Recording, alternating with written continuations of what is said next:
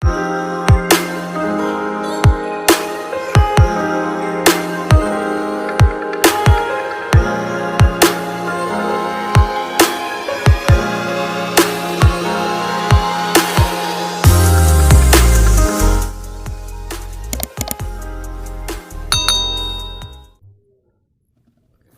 82. Ravindra berjalan ke arahnya. Tetangga yang mengelilinginya pelan-pelan menatap Ravindra. Ibu-ibu yang suka gosip itu bertanya kepada Isabel dengan rasa ingin tahu. "Ini siapanya kamu? Dia seperti lukisan, sangat tampan." Isabel tersenyum dan menatap Ravindra. Biasanya Ravindra tidak suka jika orang memuji ketampanannya, tetapi sekarang sepertinya sedikit berbeda. "Tidak, istriku lebih cantik." Ravindra merangkul Isabel, memperjelas hubungan mereka. Semua tatapan seperti sangat iri. Wajah Isabel memerah, tidak ingin terus berada di sana, dan pergi bersama Ravindra. Setelah sampai di rumah, Nando segera memberikan 2 buah sapu tangan kepada Ravindra dan Isabel untuk mengelap tangan.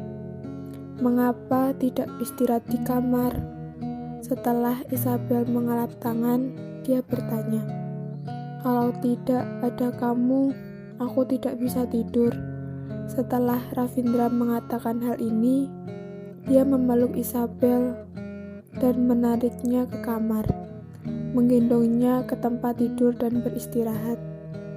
Baru saja Isabel bergerak sedikit, Ravindra berkata kepadanya, "Jangan bergerak, aku sudah 3 hari tidak tidur. Aku mau tidur sambil memeluk kamu." Isabel langsung tidak bergerak. 3 hari tidak tidur. Mengapa Ravindra bisa 3 hari tidak tidur? Walaupun Isabel tidak ingin tidur lagi, tetapi melihat Ravindra yang lelah, dia tidak tega. Maka dari itu, dia membiarkan Ravindra tidur. Dia berbaring sejenak. Dia terasa sedikit mengantuk, akhirnya tertidur. Setelah melihat Isabel tertidur, Ravindra tersenyum sedikit dan akhirnya ikut tertidur. Kalau bukan dia merasakan sendiri, mungkin dia tidak bisa percaya. Pada saat dia keluar kota, asalkan dia terbaring, di otaknya hanya ada Isabel, sehingga dia tidak bisa tidur. Awalnya, Ravindra berpikir karena perbedaan waktu. Tetapi setelah dia pulang dan beristirahat, bagaimanapun dia tidak bisa tertidur. Akhirnya dia mengerti, bukan karena tempat ataupun perbedaan, tetapi ada sesuatu yang membuat dia tidak bisa tidur dengan tenang. Tidur ini sangat panjang. Pada saat Isabel bangun kembali, sudah sore hari. Karena sudah tidur siang yang panjang, malam mungkin sudah tidak bisa tidur. Isabel menggerakkan tangannya. Baru saja dia mau bangun, pinggangnya dipegang dengan erat. Isabel tidak berdaya. Sejak kapan Ravindra menjadi begini? Dia melihat jam. Ravindra baru saja tidur 5-6 jam. Isabel tidak ingin membangunkan dia. Maka dari itu, dia membiarkan Ravindra memeluknya dan berbaring kembali. Isabel tidak bisa tidur, dan tidak ada yang harus dilakukan. Dia hanya menatap wajah tampan Ravindra. Pertama kalinya, Isabel menatap wajah tampan Ravindra di siang hari. Wajahnya yang tertidur tidak terlihat tegas. Wajahnya sangat tampan. Isabel tidak bisa tidak mengakui ketampanannya. Melihat dia yang tertidur, Isabel mengulurkan tangannya dan membelai wajah Ravindra. Sambil membelai, sambil berkata, "Mengapa di dunia ini ada pria setampan ini?" Pada saat jarinya menyentuh wajah Ravindra, Ravindra tiba-tiba menggigit tangan Isabel. Isabel terkejut. Melihatnya, dia kira Ravindra sudah bangun, tetapi Ravindra masih menutup matanya. Isabel menarik tangannya, tetapi bagaimanapun dia menariknya, dia tidak dapat mengeluarkannya. Orang ini pasti sengaja. Isabel berhenti menarik dan membiarkannya menarik tangannya. Ternyata Ravindra berkata dengan pelan, "Apakah kamu begitu menyukai wajahku?" Wajah Isabel memerah, tertangkap basah. Ravindra perlahan membuka matanya. Walaupun hanya tidur beberapa jam, tetapi dia merasa sudah sangat segar. Sudah jam berapa? Akhirnya Ravindra melepaskan Isabel.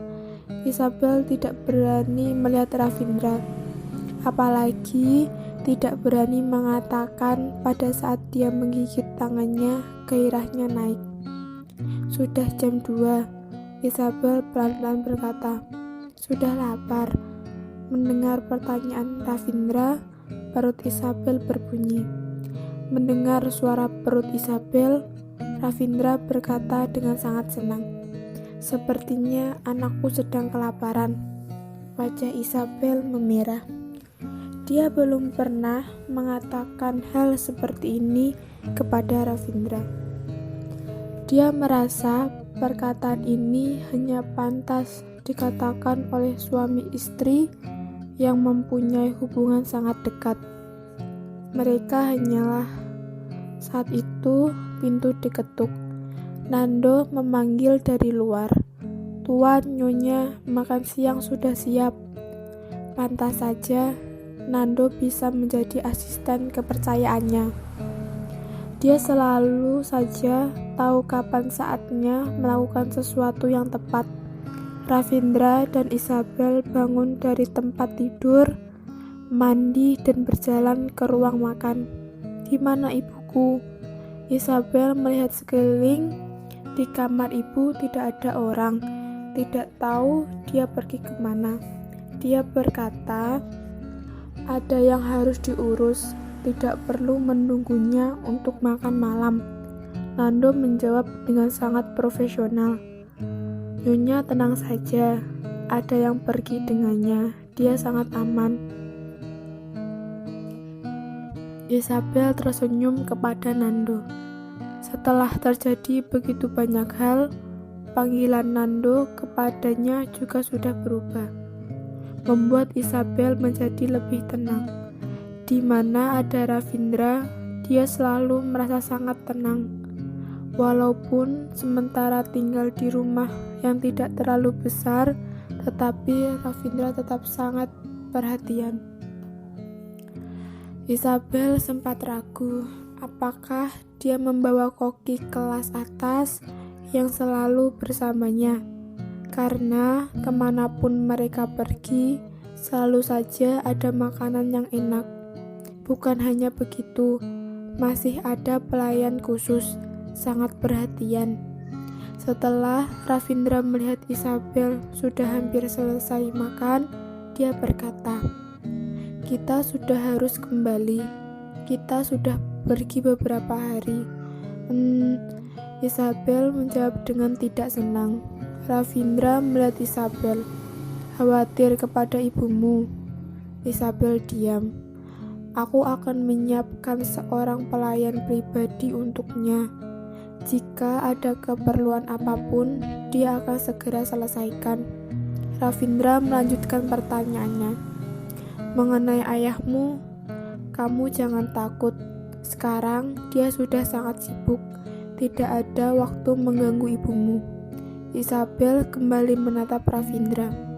Ravindra tidak suka mengurus urusan keluarga orang lain, tetapi dia tetap menjelaskan kepada Isabel. Nenek Fitri sangat sulit diatur. Apakah menurut kamu Isabel mengingat perkelahian antara ayah angkatnya dan istri baru yang memukul neneknya, tiba-tiba merasa senang. Mereka berdua susah diatur. Yang sulit tentu saja ayah angkatnya. Sekarang memanggilnya ayah saja merasa terlalu terpaksa. Bagi dia, keluarga Kosasi sungguh sangat aneh. Baik, Isabel menjawab dengan pelan. Mereka sudah keluar sangat lama, sudah saatnya harus pulang. Semua sudah diselesaikan. Dia sudah seharusnya menjadi tenang. Mendengar jawaban Isabel, hati Ravindra menjadi senang. Isabel sebenarnya sudah mengerti keluarga Kosasi bisa menjadi seperti ini karena Ravindra. Asalkan neneknya dan Farhan terus bertengkar, mereka tidak ada waktu mencari gara-gara dengannya. Asalkan waktunya cukup, Dewi akan segera sembuh dan semuanya akan beres. Isabel mengerti rencana dan kerja keras Ravindra. Pada saat malam, Isabel selesai makan dan jalan-jalan keluar. Dia mendengar tetangganya sedang berdiskusi mengenai masalah keluarga Kosasi. Isabel tersenyum lebar. Ini hanya permulaan. Jika ayah angkat tahu bahwa dia sudah mandul, dan dia tahu janin di kandungan istrinya bukan anaknya, apa yang akan dia lakukan? Masalah ini harus ditangani pelan-pelan. Pasti ada hukuman dari Tuhan. Pada saat tengah malam, Dewi pulang. Saat dia baru pulang, dia memberitahukan kepada Isabel dia sudah mendapat pekerjaan menjadi sales. Karena dia bisa bahasa asing, membuat dia berhasil mendapatkan posisi itu. Mendengar bahwa ibunya mendapat pekerjaan, dia sangat sedih. Pagi hari, ada yang mengemas barang mereka. Setelah mereka sarapan, mereka berangkat. Ibunya menggandeng tangannya dan menyuruhnya tenang. Isabel melihat ibunya dengan senang. Dari desa ke kota hanya memerlukan waktu beberapa jam. Isabel pulang dengan Ravindra. Mereka pergi melihat nenek Kitadara terlebih dahulu. Setelah melaporkan masalah pekerjaan mereka pulang, Ravindra langsung berangkat ke kantor. Isabel pulang ke rumah, dia lelah karena naik mobil terlalu lama. Pada saat sampai di rumah, pelayannya menyambutnya dengan senyuman. Nyonya, akhirnya kamu pulang. Sungguh pekerjaan yang melelahkan. Isabel menggeleng dan berkata, tidak terlalu, anggap saja jalan-jalan. Setelah masuk, pelayan mengganti sandalnya, memberikan lap tangan dan susu. Isabel meminum susu. Dia melihat amplop di atas lemari dan berkata, ini apa? Bibi Narti menjawab, ini adalah undangan, baru saja diantar untuk Nyonya. Bab 83.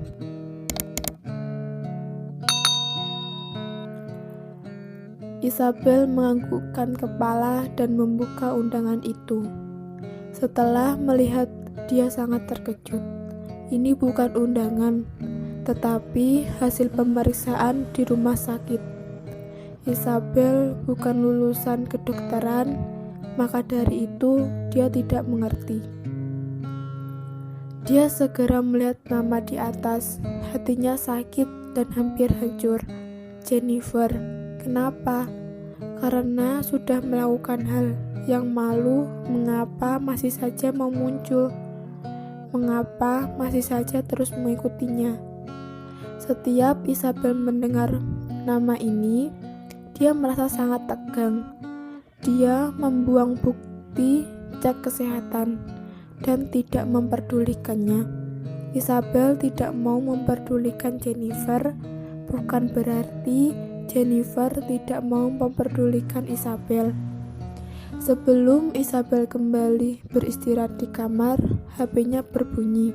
Isabel mengangkat nomor batu yang muncul dan mengangkatnya. Halo? Isabel, aku Jennifer. Apakah kita bisa bertemu sebentar? Jennifer menelpon. Nada bicaranya berbeda dengan biasanya. Kali ini dia lebih tenang. Tidak di rumah. Isabel menjawab dengan dingin.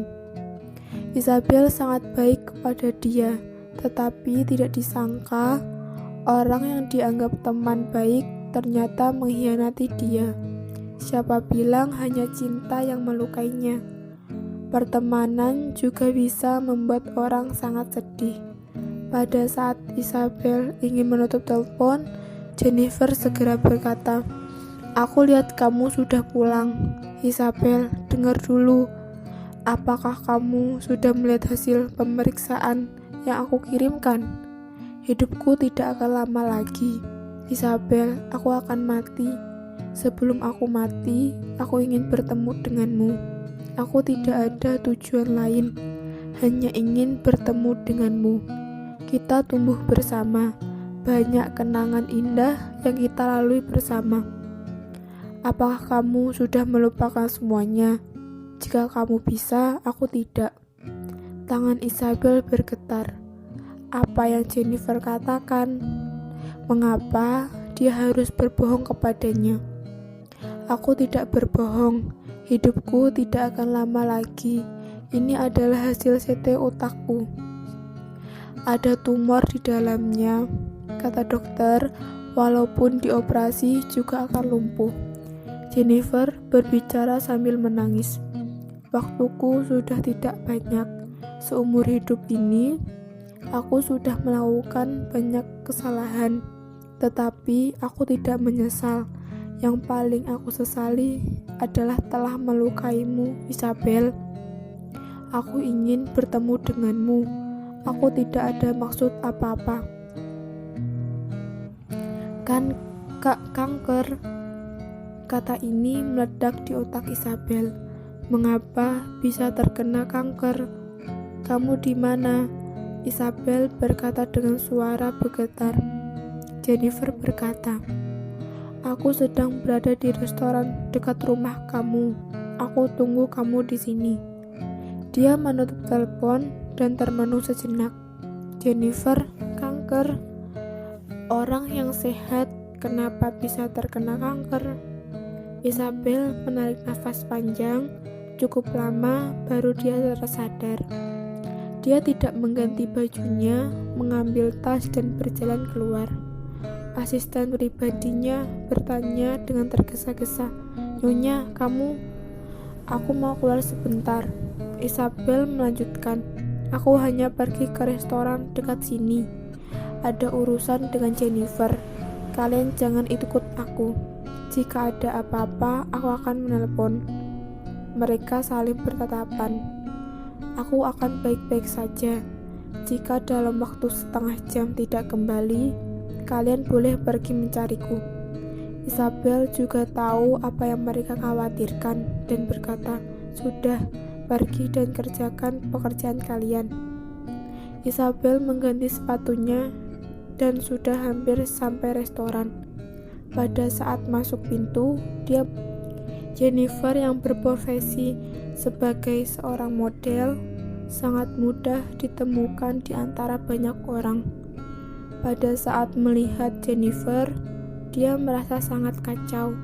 Melihat Isabel berjalan mendekatinya, Jennifer melihat dadanya.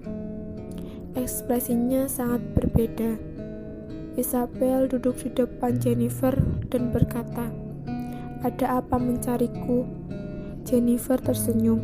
"Isabel, mengapa kamu berbicara kepadaku dengan nada bicara seperti ini?" Kamu yang dulu tidak seperti ini. Isabel menatap Jennifer. Dia yang dulu dibunuh olehnya. Mungkin karena tatapan Isabel yang tajam, Jennifer mengganti topik pembicaraan. Kamu mau minum apa? Tidak perlu. Aku tidak minum minuman yang aneh. Isabel langsung kepada topik pembicaraan. Kenapa kamu ingin bertemu denganku? Jangan bilang untuk berbaikan. Hubungan kita berdua sudah berlalu. Pada malam kamu mencelakaiku. Jennifer memasang ekspresi yang sedih. Isabel, aku tahu kamu membenciku, tetapi Isabel, dengarkan penjelasanku. Malam itu aku mabuk, aku tidak sengaja. Jennifer, waktu itu kamu mengakuinya. Aku hanyalah sebuah alat. Isabel menatap Jennifer sambil menyindirnya.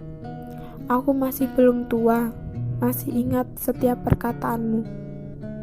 Jennifer terdiam. Akhirnya dia sadar bahwa Isabel yang duduk di depannya sekarang bukan lagi Isabel yang dulu. Isabel menunduk. Dia tidak melihat Jennifer dan berkata, tidak ada orang yang mau terus-menerus dipermainkan olehmu. Jennifer, sebenarnya apa maksud? Mendengar perkataan Isabel, Jennifer langsung menangis terisak-isak tanpa memperdulikan sekitar. Isabel sedikit terkejut. Jennifer yang dulu sangat tegar dan memperdulikan citranya di depan umum tidak akan menangis di depan umum. Apakah? Isabel melihat sekitar dan wajahnya memerah. Dia merasa sangat malu. Sudah, kamu menyuruh kemari hanya untuk melihat kamu menangis. Aku bukan laki-laki, tidak akan ada niat apa-apa kepadamu. Isabel langsung menghentikan tangisan Jennifer. Kalau kamu ingin menangis, menangislah sampai puas. Setelah puas baru kita bicara. Tangisan Jennifer berhenti. Jennifer sudah dengan susah payah meminta Isabel keluar. Tentu tidak akan membiarkan dia pergi dengan mudah.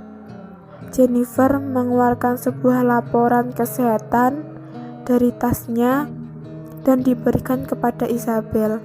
Isabel, kamu pasti berpikir aku pura-pura sakit dan meminta perhatian kamu, bukan? Coba lihat. Aku tidak bohong. Aku benar-benar. Pada saat Jennifer berbicara sampai di sini, dia mengalihkan pandangannya. Jennifer menahan tangisannya, tetapi air matanya terus mengalir. Isabel sama sekali tidak tersentuh oleh air matanya. Dia telah mengkhianatinya. Isabel mengambil laporan kesehatan Jennifer, membukanya, dan melihat kalimat terakhir, kanker otak, harap segera melakukan operasi. Benar-benar kanker otak. Kali ini dia tidak berbohong. Isabel melihat laporan kesehatan di depannya, otaknya tidak berhenti berputar. Ini adalah laporan kesehatan dari rumah sakit terkenal di kota ini. Tidak mungkin laporan kesehatannya bermasalah. Kalau begitu, Jennifer benar-benar terkena kanker. Dia menatap wajah Jennifer yang cantik. Sulit dipercaya dia bisa terkena kanker. Walaupun Jennifer sudah mengkhianatinya, melukainya, hatinya juga merasa tidak tega. Dia tidak bisa tidak peduli. Isabel, maaf. Jennifer melihat wajah Isabel, sepertinya ada harapan untuknya, dan segera berkata, aku sangat ingin mengatakannya, tetapi aku tahu aku tidak layak mengatakannya. Dulu, waktu berpisah denganmu, aku merasa kepalaku sangat sakit.